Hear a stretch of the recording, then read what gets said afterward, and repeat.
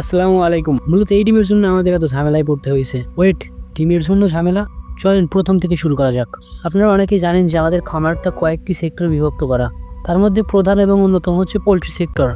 তো তার জন্য আমরা অনেকদিন যাবত ধরে চেষ্টা করছিলাম টাইগার মুরগি বীজ ডিম সংগ্রহ করার জন্য। গাধার মতো এলাকায় কোনো খোঁজখবর না নিয়ে আমরা গিয়েছিলাম 24 কিলোমিটার দূর থেকে ডিম সংগ্রহ করার জন্য।